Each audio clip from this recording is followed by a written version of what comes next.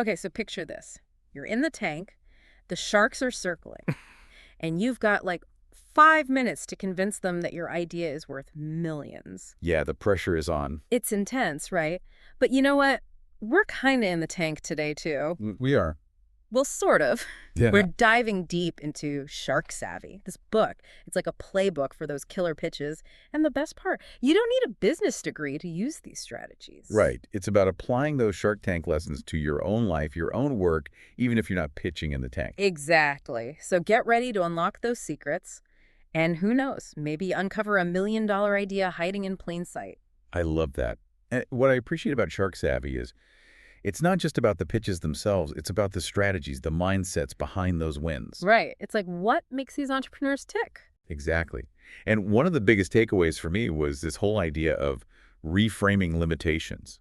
It's something we hear a lot, but Shark Savvy really breaks down how to actually do it. Okay, yeah, reframing limitations. It sounds good on paper, but how do you actually turn a weakness into a strength in a way that's convincing, especially when you're facing those sharks? Remember Stormbag? They pitched sandbags. Sandbags. Not exactly the most exciting product. Right, but they turn that around. Instead of being like, yeah, we're selling sandbags, they focused on the problem they solved. The stress of hurricane season, the mess, the environmental impact. So they're not just selling sandbags, they're selling peace of mind, preparedness, even like a little bit of eco-consciousness. Exactly. It's about perception pivoting, as the book calls it. Taking what seems like a drawback and flipping it into a benefit that resonates with your audience. So it's like saying, sure, I'm new to this industry, but you spin it as, that means I bring a fresh perspective and I'm eager to learn. Exactly. Or let's say you're opening a small coffee shop. Instead of competing on price with the big chains, you emphasize your locally roasted beans, the cozy atmosphere. So you're not just selling coffee, you're selling an experience. Precisely. And suddenly, that higher price tag makes sense because you're offering something unique. Okay, this is making me rethink my whole approach. But what about those times when you don't have it all figured out?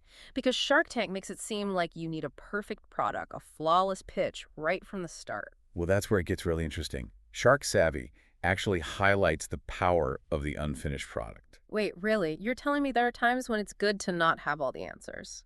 Think about it. A perfect finished product can make investors feel like there's no room for them, no room for their input.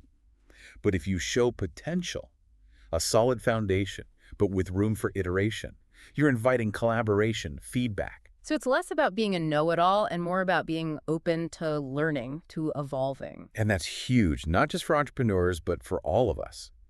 Where in your life could you embrace that work-in-progress mentality? It's like giving yourself permission to not be perfect, which is, honestly, that's a relief. It's freeing, right? So we're talking about being open to feedback, to growth. That actually reminds me of another thing I struggle with, pricing. Yes. It's like a necessary evil. Pricing is tough. Yeah. Something so many entrepreneurs get tripped up on, underselling themselves, racing to the bottom. Right. It's easy to think you have to be the cheapest option to get noticed. But Shark Savvy flips that script completely. Yeah.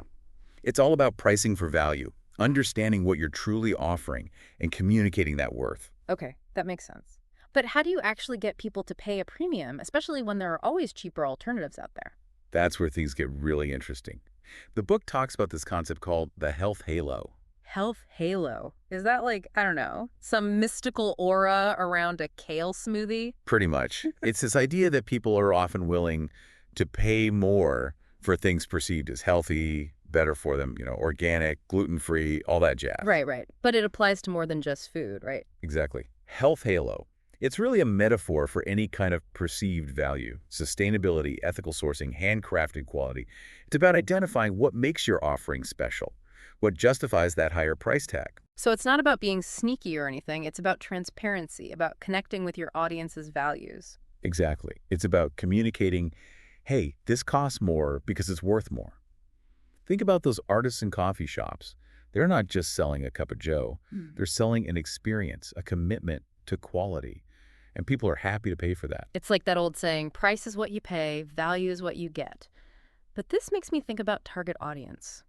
You could have the most valuable product in the world, but if it's not reaching the right people... You're singing my song? Shark Savvy is huge on this case. Ditch the mass market mentality and get laser focused on your niche. Who are those people who are most likely to connect with what you offer? What do they need? What are the pain points? So if we go back to that coffee shop example, maybe you're not targeting everyone who needs a caffeine fix. Maybe it's the people who appreciate a really good cup of coffee, who care about where their beans come from. Exactly. You're speaking their language, you're meeting their needs, and that kind of targeted approach, it's way more effective than trying to please everyone. This makes me realize I need to get way clearer on my ideal customer, for sure. Yeah. But you know what else the Shark Tank thing always makes me think about? It often feels like it's all about the solopreneur, the lone wolf with the $1,000,000 idea. Right. The hero entrepreneur. Exactly. But building a successful business, or really anything worthwhile, it takes a team, right? You can't do it all alone. 100% shark savvy actually cautions against that lone wolf mentality. While it makes for a good story, the reality is, building something truly successful often requires a team, people with complementary skills. It's about recognizing your own strengths and your weaknesses. Oh, tell me about it. Trying to wear all the hats, be the CEO, the marketer, the accountant, it's exhausting. So how do you find those key players, those people who can help you build something great? So how do you find those key players, those people who can help you build something great? It starts with a little self-reflection. What are you really good at? Where do you shine? And just as important, what are your blind spots? Yeah. What are those tasks that make you cringe? Right, because none of us can be experts in everything, and trying to do it all, yeah, that's a recipe for disaster. Exactly. Shark Savvy talks about the Phoenix Principle. It's about turning those setbacks, those moments when you realize you need help, into opportunities for growth. I like that. So it's not just about filling gaps, it's about finding those people who can help you rise above the challenges, come back stronger. Exactly. And, when you think about those Shark Tank pitches that really resonate, it's often because there's a team there, a group of people with that shared vision, that camaraderie. They lift each other up, play to each other's strengths. Absolutely. It's like that old saying, teamwork makes the dream work. But finding those people is just the first step, right? Then comes the real challenge, building a team that actually works. Where everyone's on the same page, rowing in the same direction. How do you do that? Communication is key. Can you articulate your goals clearly? Delegate effectively, create a culture of trust and respect. It's about making sure everyone feels heard, valued, empowered to contribute their best work. Oh, it's about more than just skills. It's about shared values, a shared vision, that feeling of like, we're in this together. Exactly. And you can feel that energy when it's present. In those Shark Tank pitches, you can see it in successful businesses. It's palpable. This deep dive has been incredible. We've covered so much ground, from reframing limitations to pricing for value, from niche marketing to building a killer team. And remember, these principles, they're not just for entrepreneurs. They apply to anyone who wants to make their mark on the world. Whether you're launching a business, pursuing a passion project, or just trying to navigate this crazy thing called life. It's about approaching challenges with that entrepreneurial spirit, that creativity, that resilience. And remember, you don't have to do it alone, but we want to leave you with something to think about, a little something to spark your own Shark Tank moment. Okay, how's this? What's one thing you've always considered a weakness that you could reframe as a strength, starting today?